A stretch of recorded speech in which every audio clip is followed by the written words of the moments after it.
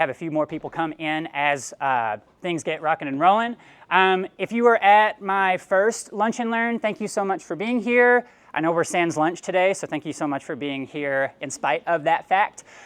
So I'm really excited about this this presentation. I've given it a few times now, and I've spruced it up just a little bit each successive time. So I really hope that there's something that you walk away with in this presentation that resonates with you.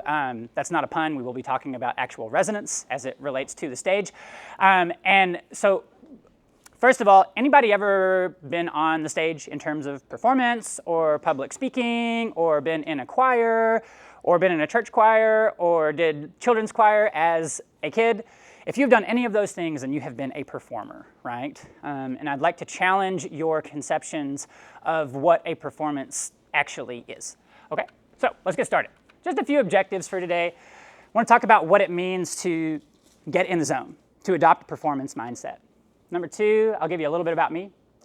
And then we'll have a recap from what we talked about last time, just a kind of high-level overview, what it means to be a balanced performer and how that creates a balanced performance, challenges and remedies to some common troubleshooting issues that performers typically have, and some crossovers as to what that might feel like in clinic or in preclinical laboratory activities, or when you're sitting in an exam and you're really, really stressed and you feel like you would rather do nothing than get out of the dental school, right? And then finally, what the performer-audience dynamic entails. Again, I'd like to challenge your perceptions that a performance is not just involving one person if it's a solo performance. It's involving that person, and it's involving the people that are populating the audience. Because you can't have a performance without an audience. If you do that, it's just a rehearsal. So our last Lunch and Learn was titled Falling with Style, subtitle Leadership, Mental Health, and the Road to Figuring Out that Great Leaders Don't Have It All Figured Out, right? If you'll recall from that last Lunch and Learn, I told you if what you walked away from is that I've had a sunshine and rainbows, exemplary, stellar, linear career in dentistry, then I'd failed as a presenter, right? Because my road through dental school was anything but linear. And that may be the same for you. That may not be the same for you. It may be sunshine and rainbows for you, and if that's the case, it's great. I also touched on if somebody else has it going great and you don't be one of those people who's like, well, I had it this way, so you better have it this way too, right? Let's lead by lifting people up, even if we are stuck in a rut, right? Come on, work with me. Oh, there we go. Okay, so did I go too far? No, I didn't. All right, so we talked about it last session, just again, a broad level overview of national ASDA's 5 platforms of wellness. We have a great wellness team here, but sometimes we lose sight of what ASDA as a national organization of 23,000 members is able to offer us in the field of wellness. And I think it's really great that we categorize them into these 5 components, because wellness in general is something that's very broad, right? You can be physically well, but you might not be mentally well. You can be environmentally well, but you might not be occupationally well. So a lot of times these go hand in hand. Sometimes they're independent. So, and then we talked about why even bother talking about why great leaders don't have it figured out and relative to wellness while in dental school. We talked about my trajectory was not linear. Oftentimes would-be leaders, the people most qualified for a position, feel like they don't have what it takes due to some other insecurity or inequity that they have. Many leaders who don't have the qualifications are doing really well and stuff, may not have the business applying for something, and they do anyway. Or they might have the business applying for it, but they're so caught up in the academic rigors and specializing and advancing their career that they just don't think that they have the time to cut it out. We have here Dr. Anjali Depp with us today, who is a prime example of someone who does everything and then some, and has been very, very involved from the time that she got out of dental school. So thank you for being here with us, Dr. Depp. Really appreciate it. As I explained earlier, you can be a mentor to someone, but you can also be a mentee, right? And you can be somebody's mentee, but you can also mentor them. So never discount your ability to be involved in a conversation. Dental school can be tough on mental health, and we left it at that, right? So if you're feeling that, I feel for you because it was tough for me, and it still is tough for me. find an outlet for enrichment and or escape. I'm so thrilled to be here with you today because this is one of my escape acts, right? I'm still in the dental school, but I've found a platform that I feel very, very suited to, and I feel that I have a way to connect and some hopeful pearls of wisdom, hopeful wisdom to share with you that you might find valuable moving forward in your dental curriculum. By daring to allow yourself to fail, you'll find that you're capable of a lot more than you thought you were initially. And then, how can you fall with style, right? Remember we talked about that was from Toy Story when Woody says, "Buzz, you're flying." He says, "That's not flying, it's falling with style." And Buzz has this moment of recognition that in his failures, he's found success all along. But he had to acknowledge that in the first place, right? He had to acknowledge that there was something that was amiss in the first place. So, what's that thing that you can flip on its head and turn into a strength? How can you change a weakness into an opportunity? And then what's next for you? We talked about ways that you can potentially get engaged, that ASDA is a get out what you put in organization. If you put in a little, you're going to get a little out of it. If you put in a lot, you're going to get more than you ever thought of. We talked about how ASDA is simply a pipeline to leadership within the dental profession. You're a dental student, a heck of a lot shorter than you are a dentist. So it would be a shame to learn all of these skills while in school and then drop them off and never use them again. We talked about if you've not learned these organizational and leadership and volunteer skills while in dental school, you don't necessarily get a pass once you're out in the field, because we need dentists who are members of an objective third party to keep the dental profession strong for those that come after us. Corporations, DSOs, they're great. They are a means to an end, but they're not going to do that for the dental profession. They have vested interests, and they're going to go where the money goes. Dentistry as a profession doesn't do that. We go what makes it better for the profession, for the provider, and for the patients that we serve, right? But we need you to be in that, on that front. So, are you on the fence about full-time clinical? We talked about some potential resources on ways that you can augment your clinical profession with other means of being a dental professional and what that potentially looks like. So, I'm going to give you just a background of my life and performance. I'll go through quick here. I've been in a salsa band. I've been a lead role in several operas. I've given solo recitals. I've been in numerous choirs. I've been in an ensemble work in really like comedic operas that are about an act long. I've given chamber recitals where you're collaborating with multiple musicians. This was the first time I ever had to wear a prosthesis. That's a prosthetic nose when I had to look like an alcoholic as Bardolph in the role of Verdi's Falstaff, which was just really fun and different to get used to singing through another nose, another set of nostrils. Just going through here, some outreach work in Puerto Rico with my choir, Phantom of the Opera roles, again, some choir work, solo recitals, rock band. I was in a rock band in college, write some original music. That's me with Mr. Yo-Yo Ma. Got to perform in Mammoth Cave last year, which was one of the highlights of my performance career, and it happened in dental school, right? So allow yourself those engagements, those things that aren't dentally related, those things that potentially got you into dental school before you got here, allow those things to come with you, right, when you are a dental professional. Some opera work. That's me in probably the tallest vertical I've ever done. It was about a 5-foot vertical.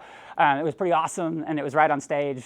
Landed right when the downbeat happened, so I was happy about that too. So what does it mean to adopt a performance mindset, and why the heck do we talk about this in dentistry when this is stuff that's typically done on stage, right? So don't you know I'm going to be working with teeth all day? Why do I need to know this? So again, I'd like to challenge your perception that a performance doesn't just take place on the stage. So who can tell me, just raise your hand if you're brave, what looks good about the communication that's going on between this provider, this doctor, and his patient? Yes, ma'am. Okay, with what? He's sitting, right? He's at eye level with the patient. Anything else? He's smiling. He's smiling. We're actively engaged in the conversation, right? We're not checked out looking over here. We're at eye level, but we're not looking directly at you, right? Anything else? Emotion, engagement, attachment. And our eyes are looking directly at the patient, right? We're maintaining eye contact with that patient so that they know that we're in the game with them. And probably plenty of other things. Moving our hands, making sure that we're an active listener, probably not stepping over the patient's words when they're trying to tell us something that's important to them. So, day in and day out, performance is all around us, right? We're doing group projects together. We're getting up and we're presenting on behalf of our group to our peers. Treatment planning and portfolio presentations, right? If you're not in clinic, and most of you are not in clinic yet, right? But you probably had Dr. Hakey's treatment planning course, and you've probably thought, oh my gosh, I've got to do this with a patient, and I've got to sound coherent and like I have it put together and like I know what I'm talking about, right? What more is like a performance than that right there? You know, acting up on a stage like we know what we're doing and we know what we're talking about, right? All of these things are corollary. Discussions with our patients and our colleagues. We have to be collegial, but we also have to be concise. We have to know what we're saying. We have to do so in a constructive manner that gets our word, gets our message across. When you're performing surgery, we have a couple of D3s in here. How many of you have done an extraction? Fantastic. So do you feel like there are times when your extractions have gone very well because you were able to convey what you were doing to the patient, or convey internally to yourself what that next step was while you're in it, right? So no different there. And how many of you have had those opportunities where it felt like it didn't go according to plan? You weren't necessarily able to convey what that next step was, either to your faculty or your assistant or your patient, and maybe some things went wayside, right? And then everyday conversations, right? You might think that just, hello, how are you, is not a performance, but if it's, hello, how are you, and I'm talking to you, then, what was your name? Olivia. Olivia, I'm sorry for being rude to you then. So if I'm talking to Olivia and my head's not in it, even in an everyday conversation, I'm not performing well in that moment, right? So if we can't perform in an everyday conversation, how are we going to perform well when we're giving a treatment plan consultation about a full mouth extraction and then full mouth rehab? Everywhere in all of our interactions. Lauren, were you performing a little bit today in your op comp? Yeah. I didn't notice. It was very natural. So again, the better we perform our communications, the more confident others will be in us. It's so nice to have that patient go, thank you for taking the time to explain that. I feel so much less nervous now than I did sitting down in this chair. That really means the world to me. As a provider, that's the best compliment I could ever give or get. And it makes me feel good to know that they are, confident in me. That makes me more confident in myself. So how can we concisely, effectively, coherently communicate what's going on with this patient? What might we say to this patient when they sit down in our chair? All right, Mr. Jones, so I'm afraid it's just chaos in there, right? So you've got a whole heck of a lot of work that needs doing. Almost every single back tooth's got a cavity, and it's rampant decay. Some of these teeth are hopeless, man. Is that very effective?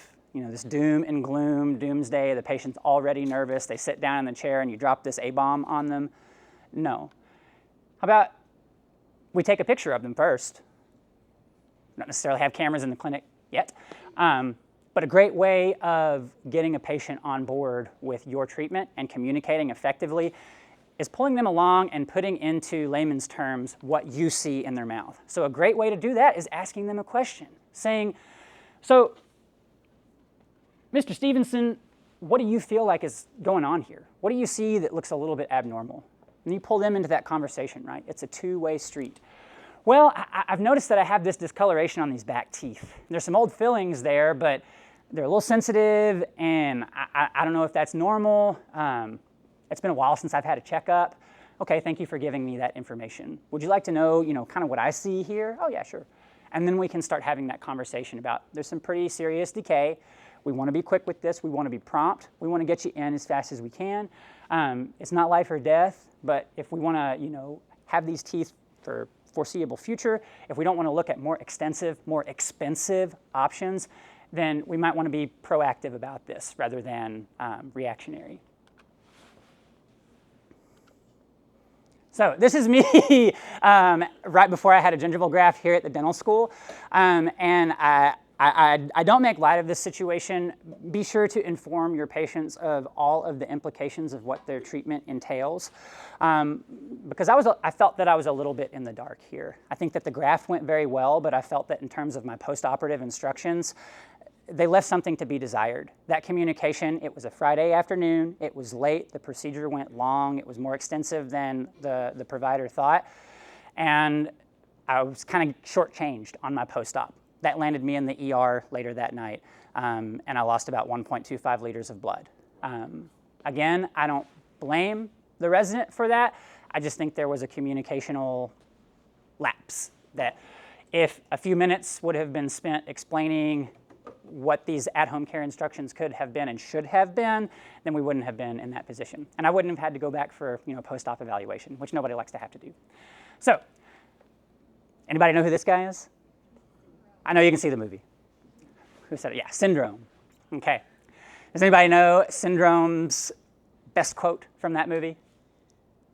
Anybody remember? Think way back to your childhoods. All right. So, it is, when everyone's super, no one will be, right? When everyone's a soup, nobody's going to be special.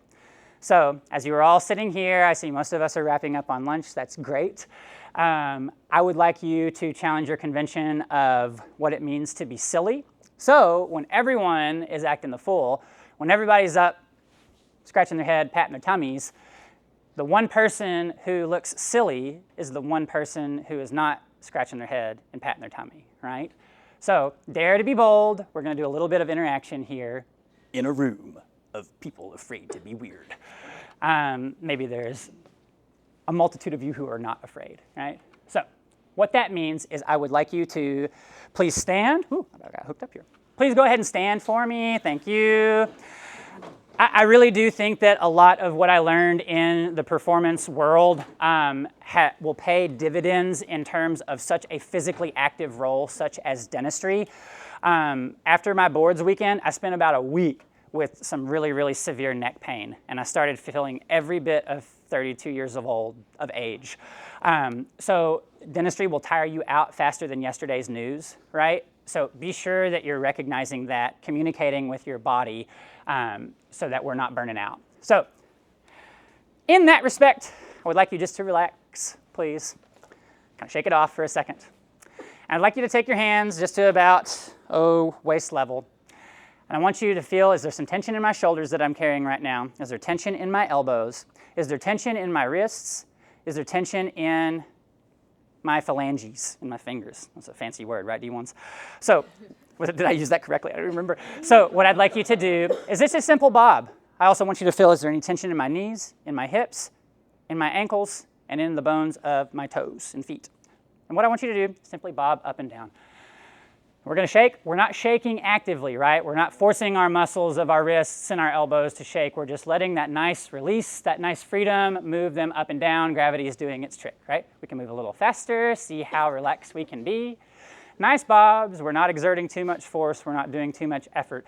We're recognizing areas where we typically carry tension and areas where we typically would like to feel release, right? Thank you. Stay standing.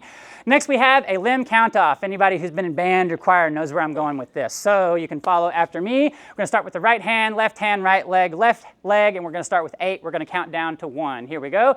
1, 2, 3, 4, 5, 6, 7, 8. 1, 2, 3, 4. Say it with me. 1, 2, 3, 4, 5, 6, 7, 8. 1, 2, 3, 4, 5, 6, 7, 8. 1, 2, 3, 4, 5, 6, 7. 1, 2, 3, 4, 5, 6, 7. 1, 2, 3, 4, 5, 6, 7. 1, 2, 3, 4, a little faster. 1, 2, 3, 4, 5, 6. 1, 2, 3, 4, 5, 6. 1, 2, 3, 4, 5, 6. 1, 2, 3, 4, 5, 6. 2, 3, 4, 5. 1, 2, 3, 4, 5. 1, 2, 3, 4, 5. 1, 2, 3, faster. 1, 2, 3, 4. 1, 2, 3, 4. 1, 2, 3, 4. 1, 2, 3, 4. 2, 3, 1, 2, 3. 1, 2, 3. 1, 2, 3. 1, 2, 1, 2, 1, 2, 1, 2, 1, 1, 1, 1. Hey, give yourself a hand. Thank you very much. Please don't sit down because I have one more thing for you. I promise this isn't as involved. Take a second to breathe. This is an excellent segue into this next exercise because as a singer, I became very attuned on there are different styles of breath. There are different reasons why we take a different type of breath for different phrases in a piece, right?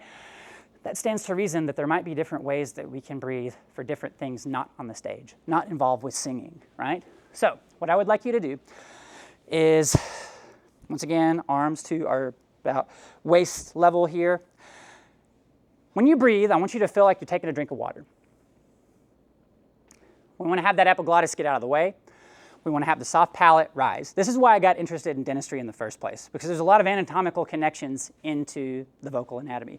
So take a cup, put it to your mouth, What happens when we even pretend to drink water? We create space, right? So when you breathe, I want you to pretend that you're taking a drink of water, that you're creating space. So without putting that hand up to your mouth, now what I'd like you to do, we're going to do 3 breaths. You can follow me. I'll do it once, and then you can follow. So engaging our lower, our diaphragmatic, intercostal, abdominal muscle complex as much as possible. I want you to think we're creating space.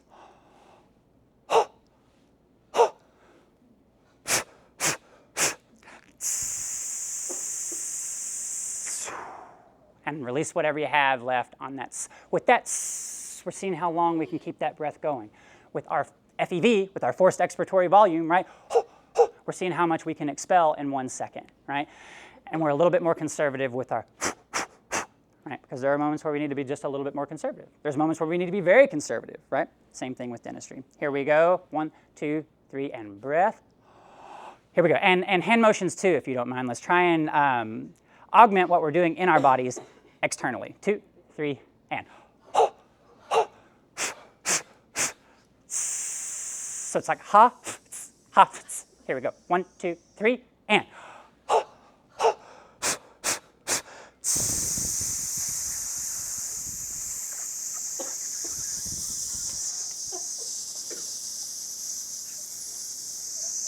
Okay, release.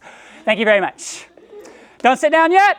So, the flip side of the coin of adopting a performance mindset is not just our body, but it involves what happens mentally, right? So, very quick, I want you to imagine that there is a plumb line of energy. I'm not getting into chakras and all of that, astrologically, but all I want you to know is that we do carry ourselves with tension, right? And when we are consciously aware of the areas where we carry tension and the areas where we typically expend energy the most, spoiler alert, happens with our extremities, right? If we can envision energy expelling from those extremities, we're more attuned with how well and maybe how not so well we are managing those areas. So, okay, let's start with our foundation. Just go ahead and close your eyes for me real quick. Just think about what's going on with our feet.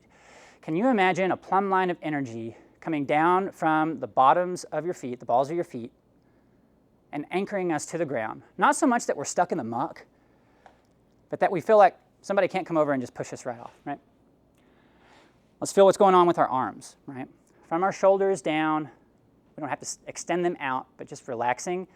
Can we feel energy coming right from our shoulders all the way down through our biceps, through our elbows, down our forearms, through our wrists, and expending out of the fingertips? Areas where we historically, as dental students and dentists, carry a whole lot of tension, right? And finally, this leads us into our final exercise. Let's imagine a plumb line of energy coming from the top of our head. If you go ahead and take your right hand for me, you can go ahead and open your eyes. I just want you to imagine that we're creating space in between each spinal vertebra. What happens when we do that? What happens when we pull a plumb line of energy out of our head? Are we creating any more space in between our spine than was there 5 seconds ago? Probably not. But we're recognizing that that's an area where we typically become compressed, right? Especially if you're doing that class 1, class 2 prep. You're doing this, and our spine has ended up like this, and we're scoliotic without even realizing it, right? Now, one more exercise, and this is absolutely my favorite. One of the best components about being a performer is your ability to articulate, to be able to enunciate your words so that somebody all the way in the back of the room can hear me without a microphone, right? It's very easy, but as English speakers, as American English speakers in particular, we have a tendency to speak like we got a mouthful of marbles. Right. Hey, I'm Judd. It's nice to meet you. No, I'm Judd. It's nice to meet you. It might sound a little nasally on the inside of things, but to you, it sounds like resonance, that I can be heard, right? So all of that to say, one of the most important parts about being able to enunciate and articulate is getting the mouth out of the way, right? Relaxing and allowing our text and our breath to do its job. So starting slow, I want you to repeat after me. Diction is done. With the tip of the tongue. And the back of the teeth. And the roof of the mouth. How much more dentally related could this possibly get, right? Okay, a little bit faster. Diction is done with the tip of the tongue and the back of the teeth and the roof of the mouth. Tip of the tongue, back of the teeth, roof of the mouth. Here we go, a little bit faster. Diction is done with the tip of the tongue and the back of the teeth and the roof of the mouth. A little faster.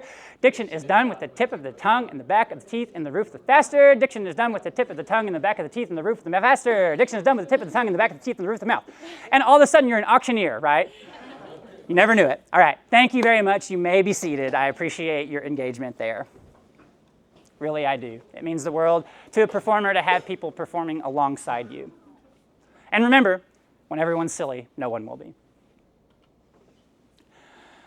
So I did this as part of a research paper called Balance is the Key to Life my freshman year. It was in a literature class. I can't remember what it was actually about. But I used that image, and I really liked it because I think that balance is the key to life in a numerous amount of ways. So balance involves an interplay constantly between physical balance and mental balance. And performance is like ping pong. It's a lot of constant back and forth. Remember that performance doesn't just mean being on stage, right? It can be a conversation just in every day. Lots of back and forth. The more that you do it, the more adaptive we are. If we're not having everyday conversations with Olivia, then it's going to be really awkward when I come up to her and be like, hey, how's your life going? You know, and it's like, it's been 7 months since you talked to me. Why are you talking to me now? Sorry that I keep picking on you, by the way. You're just right in front of me. So let's talk about physical balance first, and then we'll move on to potentially a little bit more opaque, tough to put a finger on, is mental balance. So physical balance is our default standing position. The way one stands without having to think about it, without putting too much effort into it, how we every single day get out of bed and stand up. Spoiler alert, please stand up one more time. Don't think too much about it. And I want you to just take a quick precursory overview of how you're standing. How did you get up? How did we stand out of the chair? Did we make some grunts as we were getting up? Spoiler alert, after you reach age 30, those become obligatory. You just do them without thinking. What about your default standing position is effective? Is my pelvis overtly extruded? Is my behind overtly extruded? And how does that create inefficiencies in my breath? I also want you to challenge the perception of what a good and a bad standing position is. And let's reframe that in a more positive light of what is effective and what is not so effective. I hate thinking of my body as this is a good part of my body, this is a bad part of my body, right? We're negative enough and there's enough negativity externally anyway. Let's reframe this in a more positive light on how we can be more constructive with ourselves. So how are we effectively standing? How can we think a little bit more about how we stand? Let's lead with our head, right? That plumb line of energy is coming out. We're grounding ourselves, feet nice and shoulder width apart. That energy is anchoring us, but we're not stuck in the muck. And our shoulders, where we historically carry tension, which leads into our elbows, our forearms, our wrists, our fingers, we're allowing those to release as we stand so that we're not introducing tension into those other areas. Just like an IAN block, right? Gravity does its trick and the anesthesia moves down. Tension's gonna move down, right? From a less extreme area, a more axial position in our body to a more auxiliary position. So, physical balance, the 2 Ps. This is where the 2 Ps come in. This is your first P for today. Just like last week, if the only thing you walked out of knowing was that I had a great time through dental school, I failed as a presenter.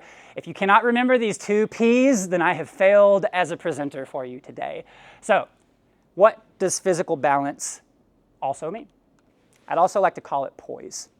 So, first thing I think of when I hear poise is like a dancer, someone who does ballet, right? Who's more poised than the ballet dancer? Who's less poised than me? So that's an assessment of our head, our shoulders, our arms and hands, our hips, our thighs and our knees, and our ankles and feet. You see what I did there? I went from the top down. So we always need to start with where we lead. And then from there, we can have those more foundational areas know that they're grounded. Or it might work for you to go from the bottom up. Whichever one works for you, I'm not going to ding you for it, right? But what we do want to know is that we're consciously engaging in these areas where we historically carry tension, and how can we release those areas just a little bit. So, and this is not just for speaking scenarios, right? If we're driving in the car on a 12-hour trip, we can think about where am I carrying tension in my body right now? How is this going to pay dividends in a negative way when I get back in the dental chair come Monday? And how can I be a little bit more effective? Can I take some extra breaks in the meantime so that I'm not so stiff? I'm not so stiff for my patients. You can go ahead and sit. Thank you very much. This is the second to last time that I will have you stand. So, Webster's dictionary says that poise is equilibrium, self-possessed composure, assurance, and dignity, a particular way of carrying oneself. When I think of physical poise, nothing comes to mind other than like ballet dancers, and especially someone who's really, really good at pole vault. Like, how the heck do you do this, right? A lot of practice, but even with a lot of practice, I guarantee you I would impale myself and end up looking a lot more like this guy. And then that person on the far left ends up looking at that guy like this. So, you poor soul. So, mental balance. Again, I said that this one's a little bit more opaque, maybe a little bit harder to put a thumb on because it takes place internally. We can't like physically put a pin on mental tension, right? Do so physically, not so mentally. What's happening around us? Are we peripheral? That's not the second P, but it is a good one. So, are we peripherally aware, but without getting distracted? Are we aware of everything that's going on, but we're not so quick to squirrel? And then, come back and we're again aware of everything. And then, oh my God, it's my best friend. We need to be rooted, right? Just as we can be physically grounded, we can be mentally grounded, aware of something that's going on in left field, but very, very aware that someone's about to hit a grand slam, right? Mental grand slam. So performers take note of all of these processes happening in the body and out of the body, and they're able to keep engaged in the right way. And they're able to convey outwardly what we're feeling on the inside. We talked about mental balance is difficult to put a pin on. Maybe it's because it's difficult to describe, right? But if we're more aptly able to describe, more concisely able to describe what mental balance means to us, then we're so much more able to effectively execute that, and it will have physical ramifications. So, anybody have an idea for what the P for mental balance is? We have physical poise, mental, anyone? It's not a gift that you get wrapped up in a bow. Presence. Not that kind of present, but hey, did you say it back there? Great, thank you. So, mental presence, right? Poise and presence, two sides of the same coin. It's an assessment of how we're looking, how we're focused, our conversational ebb and flow, otherwise called cadence. Our SaO2, right? How fast we're breathing, how frantically we're breathing, or are we breathing effectively? Are we aware of what our facial expressions do? This kind of ties it into the physical realm, but a lot of times our unconscious emotions kind of will cause a train wreck on what is actually being expressed facially, right? And we might not even be aware of it. And then our statements and responses. And are we aware of those? And again, this is not just for speaking scenarios. If you have any questions, by the way, please feel free to raise your hand. So, a performer with presence, not gifts, but presence, sees peripherally, right? They're aware of things going on around us, but we're not getting so distracted. It's highly appealing to an audience. It's highly appealing to a patient to be mentally present in the moment, right? It's not so appealing to not be mentally present, to have a patient sitting there and disclosing their dental history to you, or perhaps their colorful social history, and you're checked out and already looking at the medical history that was disclosed at the last appointment, right? Well, why am I telling you this if you just have a note? Why am I bothering? Right? An engaged audience equals a more engaged performer. If you're engaged with your audience, they're going to honor that 98.9% of the time. And that's going to help you feel empowered that you know what you're doing, that somebody came here to see me do this, or somebody's here to allow me to put a handpiece onto their tooth. So I better pay them the time of day and reciprocate, right? And I hope that they'll do the same for me. This is one of my absolute favorite clips. Anybody ever seen this before? So this is amazing. This is a great example of what mental presence will get you. I hope we have volume. At home, and to these young orphaned elephants, this charitable foundation is what they call home. It is the place where they discover and approach life's lessons, experience love, and grapple with loss. And even for millions of other species, home hangs in the balance. Human actions are destroying habitats, decimating our entire ecosystem, and disrupting the cycle of life. And with the rise in drought cases, it is up to us to be guardians of our own natural world, save our wild species, and provide a home.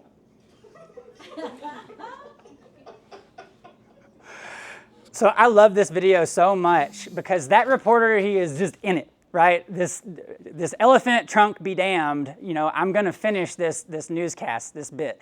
And right up until that last second when it's just about to, you know, French kiss him, then he breaks. But man, that takes a lot of mental presence to be able to do something like that. A lot of comfort. So again, the dictionary defines presence as the ability to project a sense of ease, poise, you know, we're translating over physically, or self-assurance, especially the quality or manner of a person's bearing before an audience, right? Highly appealing to an audience. So remember the 2 Ps. If you walk away with one thing from this lecture, please remember those 2 Ps. Physical, there we go, and mental. And could we please be just a little bit more articulate with that? Physical, poise. Fantastic. Mental, presence. Thank you. You guys are pros already. Didn't even need that. Okay, so let's talk about a few challenges that come along with obtaining a balanced performance, right? Being a balanced performer. One of the chief examples of that is nerves, right? When we're unfamiliar with something, when it's uncomfortable to us, when we're left of center, then we're gonna get nervous, right? Is that a bad thing in and of itself? No, not necessarily. But if we let the nerves drive the car, then yeah, it can become that. So uncertainty is one of the chief things that I think of when it comes to being a dental performer. What's my next move?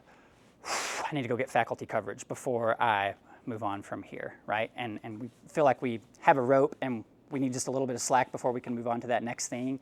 Otherwise, we're gonna run out of rope. How do I convey that message? What do I do with my hands?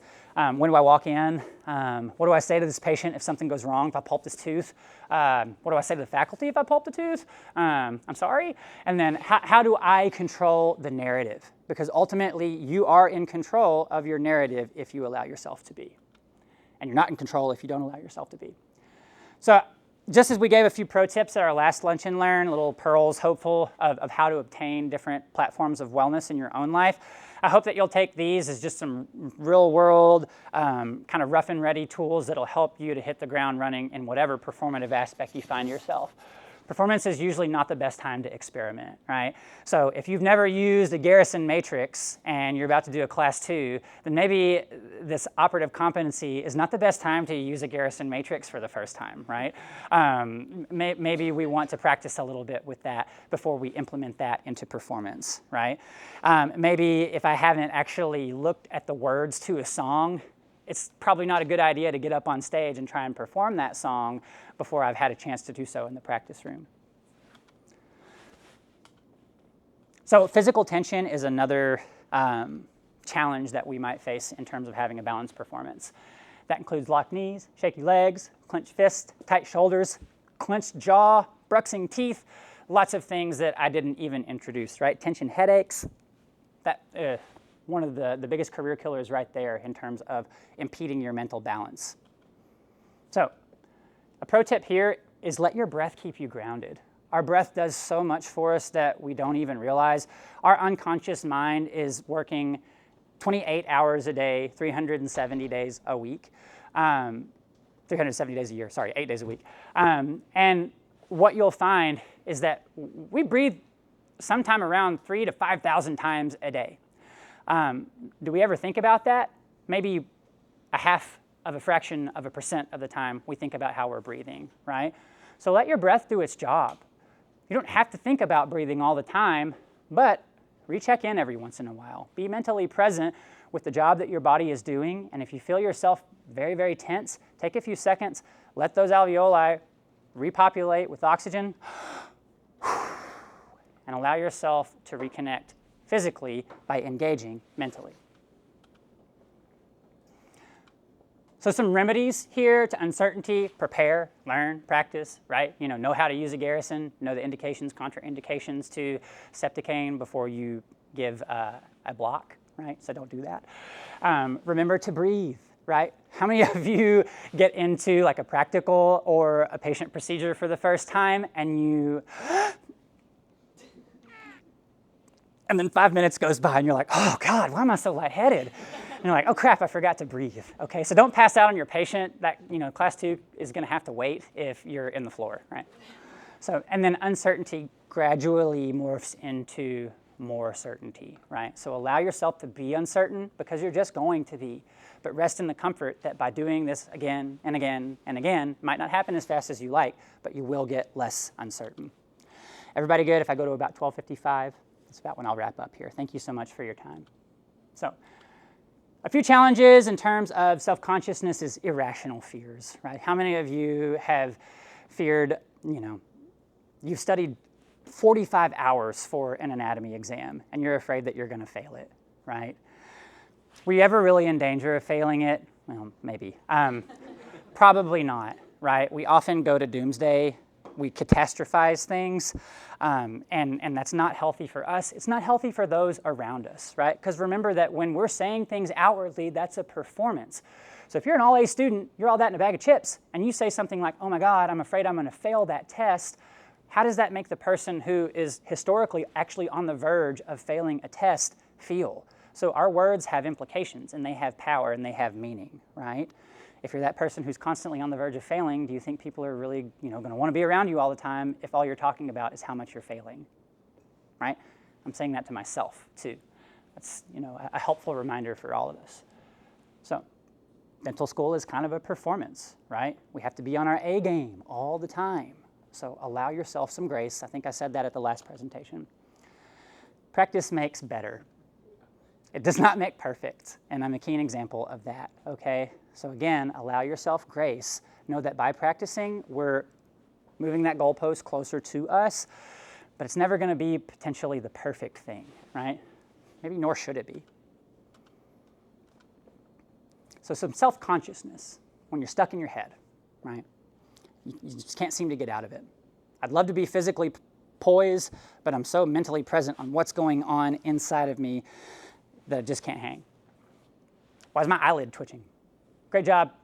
That was a horrible time to take a pause. And why are everybody laughing? Why is nobody paying attention? It must be because I'm doing a terrible job.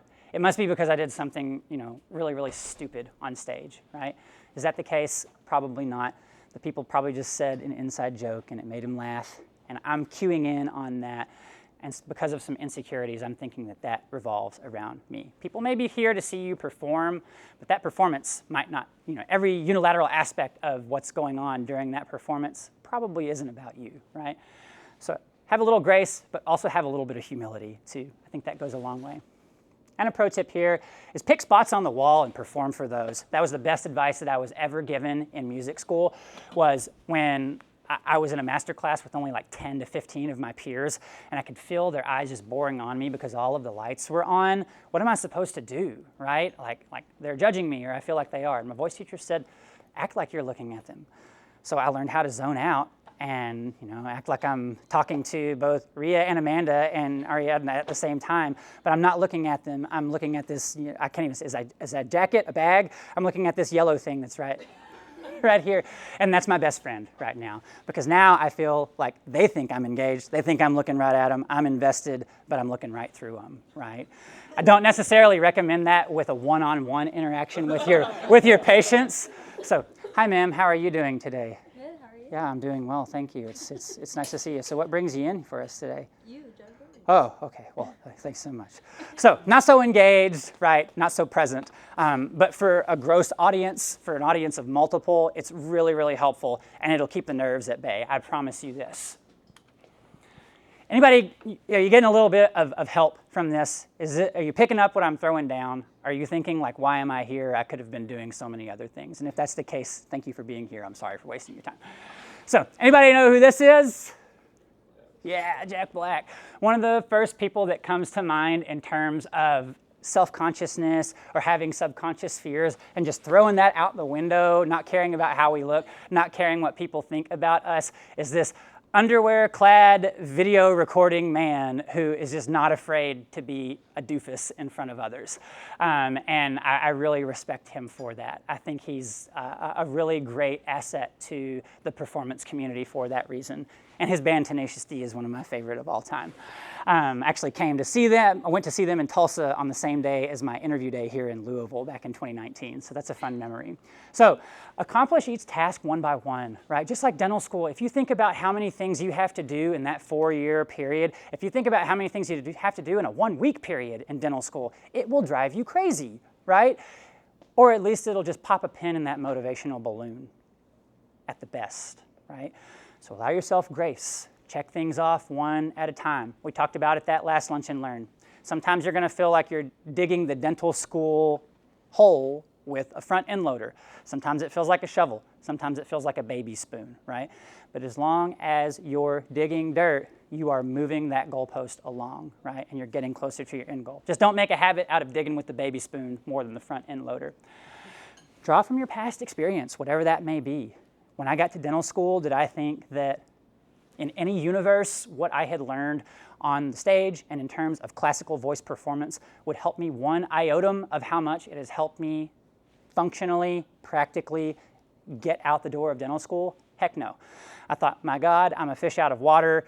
How am I supposed to correlate these things? How do they cross over? So look for those crossovers, find them, and then perform those things that you feel most comfortable, most suited to, and you'll be amazed at how that confidence is just forcibly dragged along into other areas of your life where you may not be so confident. So, one of the last things about being a balanced performer is knowing what our performance style is. I'm not talking about salsa, or I'm not talking about classical or opera. I'm talking about what is your communicational MO, right? Are you just an easygoing person? Easy to love, easy to be around, you just kind of joke, but you know how to get to the point when needed. Are you direct? Are you upfront and concise? Are you really great in those high-stakes situations because people trust that you're going to know exactly what to do and how to convey others to do it? Are you intense and emboldened? Are you a great leader because people know that you have the ability to make these difficult decisions on the fly, on the cusp, without too much thought involved? So whatever that style is, I want you to strive to be authentic. Don't strive for an upfront, direct communicational style if you're free and easygoing, right? Because that's not going to connect with your audience, and it's going to leave you feeling a little bit lost. Again, this is not just for speaking scenarios. So finally, I want to go just very quick. I think this is one of the most important parts of the presentation, and unfortunately, it's always like a 45-minute presentation, and I always get to this at the end with like 5 minutes to go. But I really, really want you to hone in on what's going on here. We've talked about this a lot already, but this is just kind of bringing it home. So the responsibilities of a performer are as follows. Making the audience feel like this was worth coming to, right? I felt engaged. I felt that person looked directly at me, even if they were just looking through me. I felt that they were. It was entertaining. It was informative. It was what I thought and what I needed it to be. Maybe it wasn't what I thought it would be, but it was what I ended up needing to be, right? Even better. And professionalism, maintaining our poise and presence even in tough spots, right? Chief example in my world is when you forget the words on stage, right? Do you just walk off and leave people like feeling really, really icky? Or do you find yourself and do you continue that performance and you bring those people with you? And it's like the Olympics, when a bobsled team falls over and they walk across the finish line, they're like, yes, that person, they got up, they dusted themselves off, and they finished. And sometimes that means more than a great performance that went on without a hitch. Here's looking at you, dental school, right? So the performer-audience relationship, again, audience engagement, professionalism, making them feel wanted, and keeping their wife's name out of your mouth. The performer's responsibility also includes to be a narrative arbiter. So we need to be somewhat reliable, right? We need our audience to feel like we're guiding them in the right direction. We're driving that forward. We're offering an accurate accounting of what is going on. It's not just on the stage, right? If we're doing a treatment plan presentation, we don't want our patient to go halfway through and go, hey, hold on right here. 1 second you were talking about full mouth extractions, and now we're all the way into implants, and I'm just lost, right? I need you to peel it back, and I need you to take some time with me, okay? Be cognizant of that. And then respect an audience's time and don't go too short, too long, like I'm probably going to go here, right? And then finally, know when to let it go. You control the narrative during the performance. However, after that performance, when the audience walks out, you're no longer in control of that narrative. It's now the audience's job to hopefully give an accurate portrayal of how that performance went, right? And if we did not so great of a job of being that arbiter during the performance, how can we expect the audience to convey to other people what it was they went and saw and why they felt that it was important? Remember that being a performer is not just about being on stage and speaking endlessly to somebody else without them having any responsibility at all. You as an audience also have an obligation to the performer. You guys have done a very good job of that with me today, in being engaged, in laughing at my not very funny jokes. Thank you for the sympathy laughter. But at the same time, I can tell that you're engaged and that you're attempting to, take away something valuable from this. So respectfulness is key there. Being undisruptive, being reverent, arriving on time, which I thank you for doing. And then applause when applicable. Not every performance, you don't want to be in a treatment plan presentation and your patient's just like, my man, I'm picking up what you're throwing down. Let's pull those teeth. Right? No, it's maybe not so appropriate. But you have presence too, and I want to go back to that. You should have poise and presence as an audience member too, right? If I'm an audience member, I'm here to see Judd, and the entire time I don't make eye contact, and I'm slouched over, and I'm looking at my phone, and I'm looking at my watch, and I look like I would rather be doing any other thing than be here watching this person whom I came to see in the first place. That's not going to feel very good to the performer, right? So we need poise and presence too as an audience member. I love this picture. I think that's a great audience. It's probably just a canned photo. But if that was an audience and they were looking at me like that and screaming and cheering, I'd be very happy and I'd feel like I'd done my job. So support the performer. That's probably the most important thing of being an audience member, is just be there for them, right? So offer a truthful account of the experience after it's occurred. If it wasn't a great performance, it's now your responsibility to go out and say, it wasn't that great of a performance, but here are the reasons why. But try and draw on the positive too. I thought this went very, very well. However, there were a few things that didn't go so great. Incidentally, just as an aside, what is the only thing that you as a performer should say to the audience when they come up and thank you for a great performance afterwards? Anyone? Thank you for coming. Thank you. Thank you. I really appreciated how well you carried that phrase during that song. Oh, well, it really wasn't great. You should have heard me in the practice room because I did it so much better and it was less disconnected and I felt like I got my point across so much more. That's the backhand equivalent of telling an audience member you don't know what you're talking about, right? So we want an audience, when they come up to us and they genuinely thank us for something, thank you so much for making me feel comfortable during this extraction today. Well, I'm glad you were comfortable because I sure wasn't, right? That doesn't necessarily lend them assurance to come back if they need another extraction or if they need more treatment down the road with you. Thank the performer if given the chance, if you're an audience member, right? Even if it's somebody like Yo-Yo Ma, who has done everything, has all the accolades, knows all the famous people, has played everywhere. If you go up and say, thank you so much for taking the time to be with us, it means the world to get to collaborate with you. He talked to me for like 10 to 15 minutes.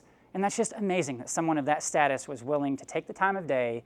And it's all because I went up and said, thanks, right? Moving right along at light speed, 2 Ps, right? As much as I would have loved to have done this exercise with you guys, we'll save it for a rainy day. I think it's really, really fun.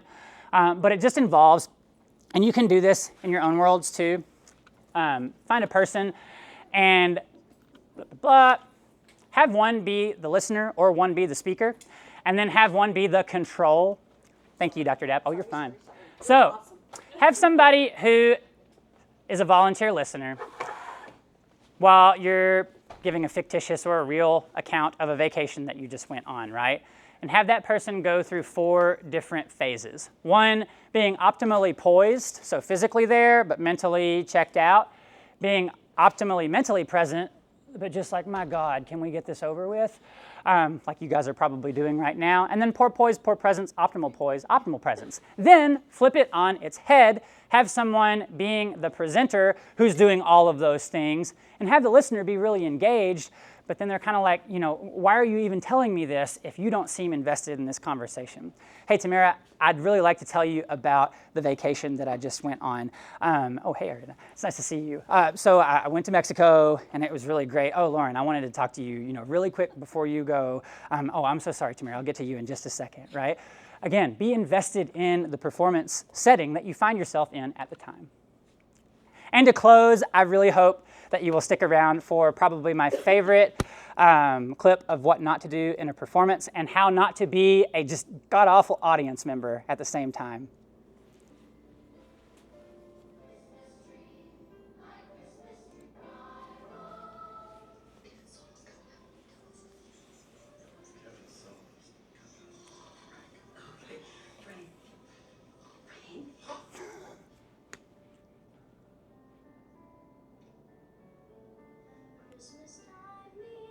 Really great singer, too.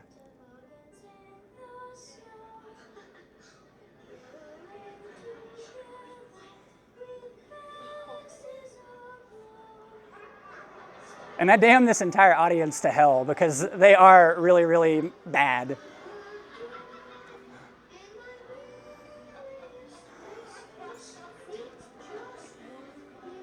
But even as a performer, we have a responsibility to be professional, right? And not knock our brother over and then ruin the entire performance for everybody. So, let me move on here. There we go. So a recap. When everyone's silly, no one will be. Performance is ubiquitous around us. Please remember those 2 Ps. If you didn't walk away with anything else from today, remember physical poise and mental presence and what a balanced performance is. Some commonly encountered issues, remedies and solutions there. Performance is a two-way street. It does not just belong to you as the performer, right? I'll take any questions that you have. If there are none, please feel free to come and visit me. Thank you very much for being here. I really appreciate it. D3s, D4s in the room. We will have one final lunch and learn for Tales from a Has-Da-Been on April